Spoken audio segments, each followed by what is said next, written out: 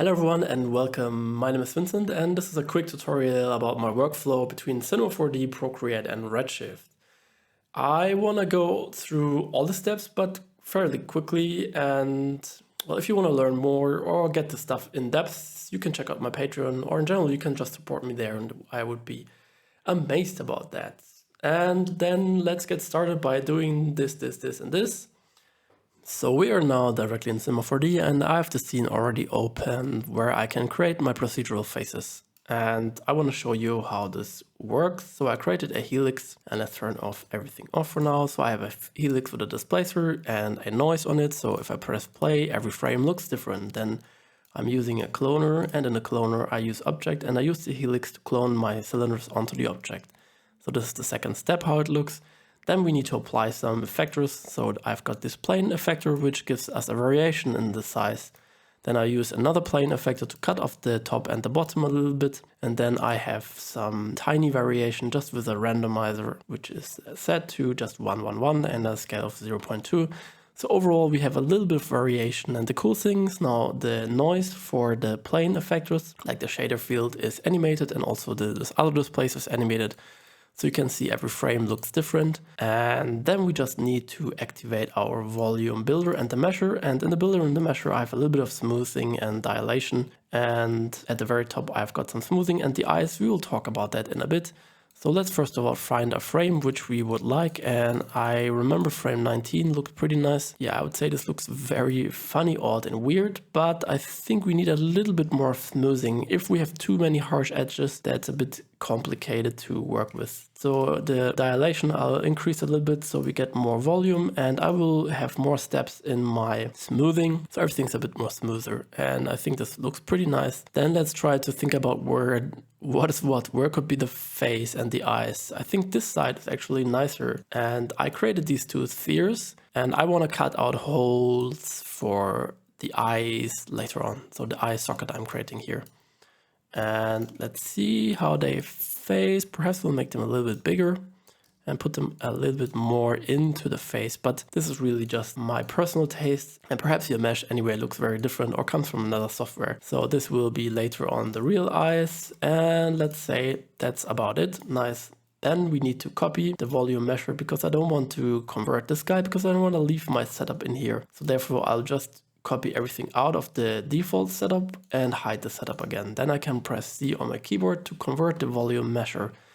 Then we have our first thing, and just in case I'm pressing save because I don't know, reasons. Then we need to remesh this guy, or actually you don't have to, but I really love remeshing and I love to have a clean mesh. So quad remesher is working very well in these cases, and I will try something around 7,000 quads, and I have adaptive size of 60. Let's try to remesh it and see how it looks. And yeah, this is a perfect job, looks really nice. Then let's call this face, I don't know how many versions I already did, 3. And now very important for Procreate is to create UV meshes. You could directly do the UVs in Cinema 4D, or you can put them into Ryzen, which I actually prefer, but let's go for the cinema version. And in this case, the only important thing is that your UV is not too much distorted, so the painting looks smooth and nice. But if you would create like a cloth texture on top of the thing, then you would have to focus on less cuts, so you won't see the cuts for the cloth material. But I won't bother for this now, and I'll go with the quick Cinema 4D basic flow. And I'm setting a UV from projection, then I will automatic UV and I will apply,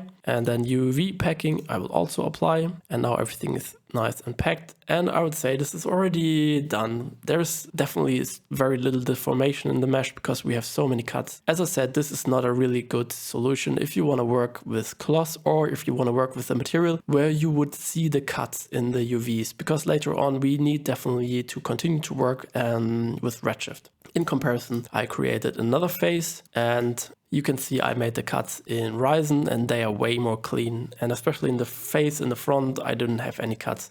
But in general, if you're interested in learning that, I think I have a tutorial about this on Patreon as well. So this guy has now UVs, now we need to export it, and therefore we'll need to go to export, and we'll need to export it as an OBJ. And I tried out the other things that doesn't work yet, so OBJ is the stuff to go. And now we need to check selection only, and OBJ doesn't have that. But then I will select the guy, which we will export as an OBJ, and I will open a new scene and delete everything and paste the face into there. Now we can export this guy as a OBJ. Nice, and I'll post it into my file structure and face 03 OBJ, save it, and we are done with the first part of Cinema 4D, and I will switch now to the iPad. So I'm now on my iPad. It's an iPad Pro, it's not the newest one, but it works very well. Then we need to import the OBJ file which we just created, but somehow when I'm importing here, I can't select my Dropbox. Therefore, you can directly save the file onto your iPad, or I will go into my Dropbox, and then we also have the option to share the file and then directly export it to Procreate. And now it is opening up. And here we are with our file. So that's the guy we created, and it's easy to navigate. One finger like rotates it, two can zoom, and well, basically that's already you got to know. The cool part is you can really use all your brushes there, and I didn't try out too much yet, but I don't know, like a noise brush could be really nice. And we can make it a bit bigger, some interesting pattern there. And if you watched Euphoria, you could be inspired by this nice makeup work which you're doing there. So I like to pinch a lot of colors in there. And for myself, I tested the airbrush stuff, and I like the soft blend pretty much. So let's try to find some interesting colors. I'm going with pink and red.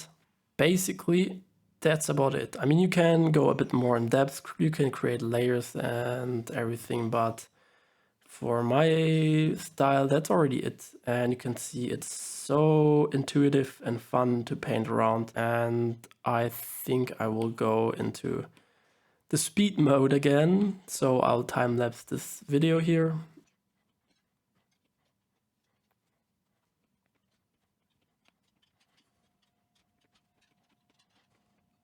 And there's one thing which you can see right now here pretty well.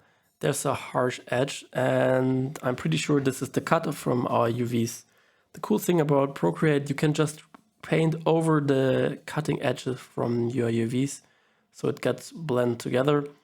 But later on for Redshift, if something's visible in this cut, this won't look too nice. But really for Procreate, you don't have to bother much here. It's so easy and intuitive. And it's also pretty nice to really focus on some areas in your painting or in your mesh. Like I want to draw some details, and I can easily make some points here. And I'm testing here another brush, and this also gives myself a pretty nice like haptic for the texture. I don't know, the smooth style is also pretty nice, but I don't know, some details could work very well here. And I don't know, let's try out even another brush.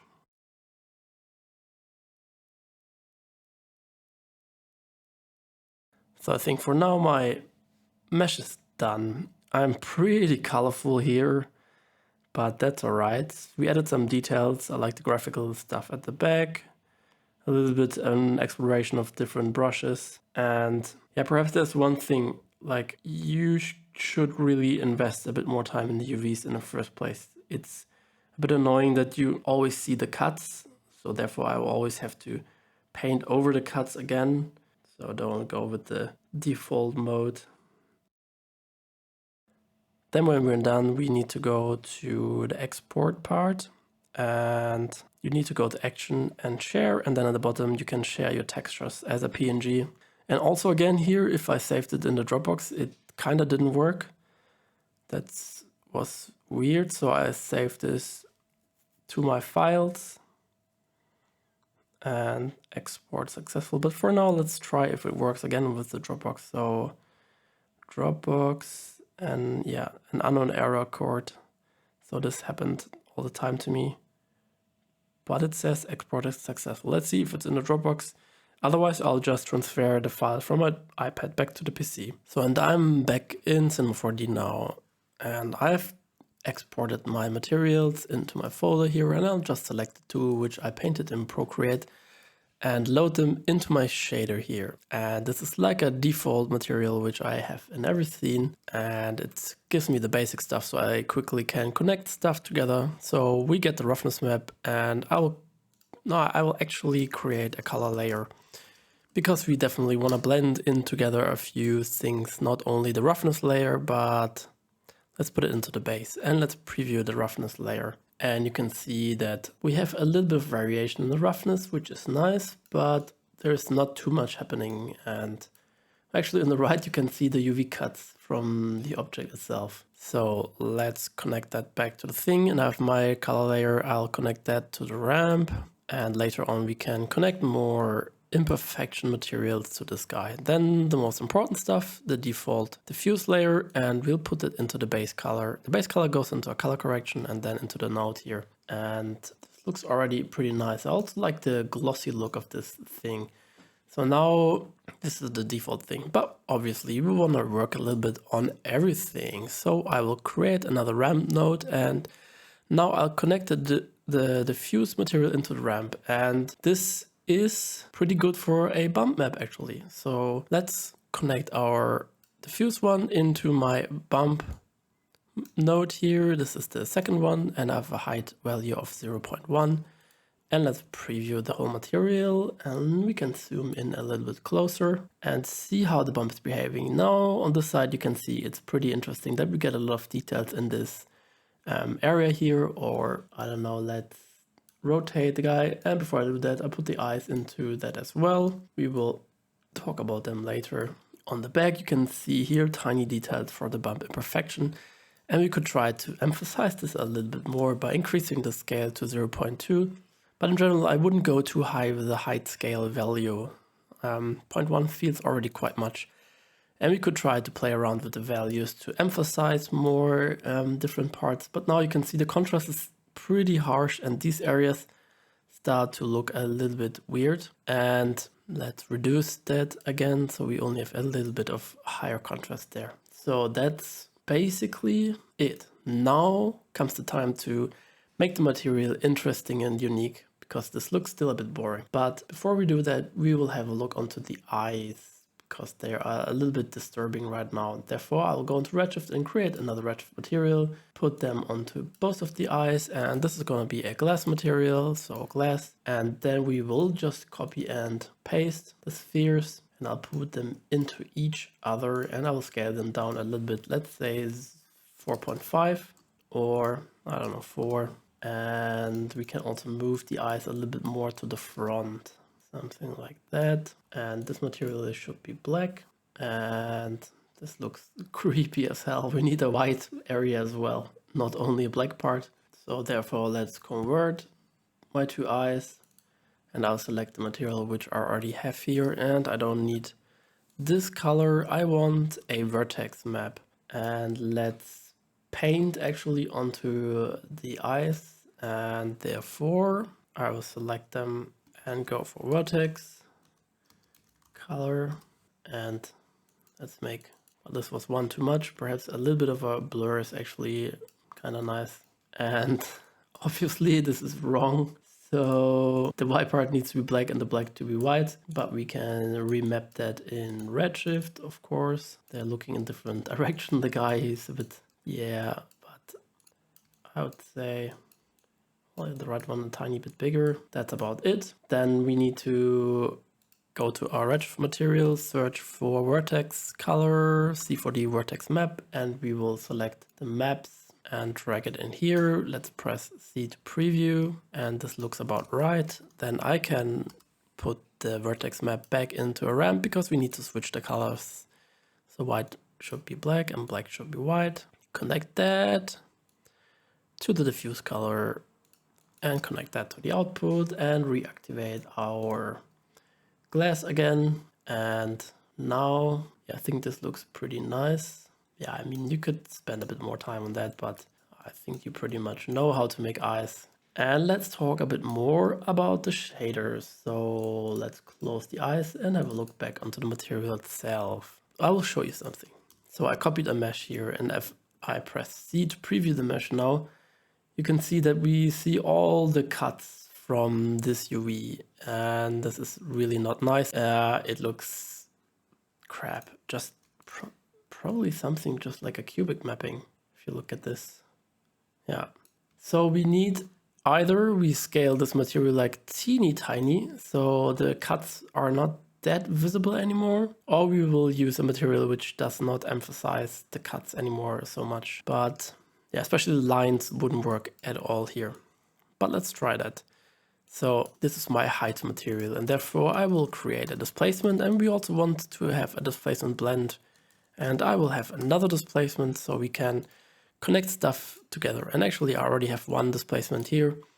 So we can get rid of the other one here, and now we need to pipe the displacement into the displacement map and the second one in there as well, and now connect that to the output, and let's see what we got there. We need to, now we can actually pipe in the ramp with the diffuse material into the displacement as well, so we get another layer of complexity here as well. And now I can also pipe in the height material, and now you can see any difference because we don't have any Redshift tag here yet. I'll copy my tag from above and I will override it, and we need the displacement as well.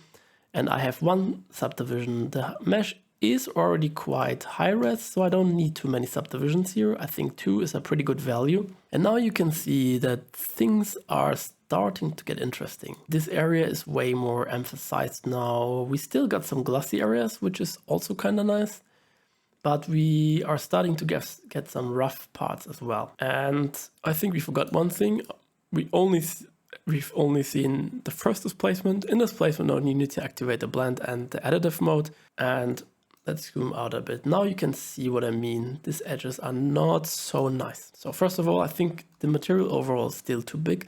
Let's scale it down to 15, and we need to reduce the intensity. Then an important thing about Redshift are the new min and max values. We need to clamp this down so it is not only distorting in the positive value, we would overall keep the same amount of displacement height. And yeah, if we only have this tiny amount of displacement, I think we are still good to go with our UV cuts. They're not that visible because the material is anyway very subtle here. Then we could locate the image and also go with a normal map in here. Let's just see, I had a repetition of 15. Let's try to repeat that. So 15, and well, if you copy normal into your work folder, you still need to switch everything to raw, otherwise it won't work. So connecting this guy to the my bump, which is already set to a normal. And now the displacement and the normal from this texture is applying together, which is pretty nice. Then we could try to get a little bit more of imperfection in this whole thing, and therefore I will select a material which I created in my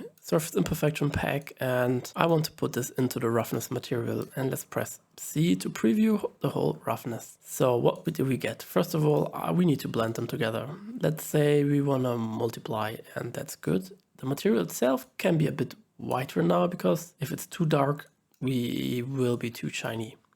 Then I think the scale of the material can be a bit smaller, so the scratches are not that obvious, and perhaps the overall intensity should be a little bit less and a little bit more white. So let's see how this looks all together. And yeah, I think this looks nice. We got some details, and perhaps even the displacement for the material itself can be a bit stronger. So let's try a value from 1.5, and let's turn this guy around and see how everything looks. So for example, these areas are really nice. We are getting some additional details in there. And perhaps in the bump, we should even make one more level of complexity, and I will just duplicate a bump map and connect that as well into the bump blender in the last open slot. And let's see if we can get something, yeah, this material here. Or actually, I already also have a normal map for this material, and we need to switch to normal map here as well. And the intensity can go back to 1. Also keep in mind, we need to switch to raw. Then let's connect them together, and from time to time press save. And I'm pressing C on my keyboard, which is the shortcut for the previewing. And you can see the material is too big. Let's scale it down. And I think that's nice. There are only like very tiny details and tiny imperfections, and that can even give us an additional layer of complexity in this whole structure and material. And let's rotate it more, and let's see. The top part is also pretty nice. I like that the displacement is making these holes here. Also, we could think about to switch it around. I thought it would be this way exactly, and now it reminds me a little bit to Rick and Morty. There was something with the worlds, the flying heads, something like this. And yeah, pretty happy with the result. Perhaps as a last thing, I think the eyes itself, they can go a bit more deeper into the sockets. And let's see. Nice. That's it. You obviously can do the same in Octane. Just one thing, you can't use different blends in Octane. If you do that, you need to bake the texture down, but this works as well. So at this point, I say thank you very much. And I'm really curious what you're doing with this technique. So always excited if you tag me in your work, and see you around. Thanks and bye-bye.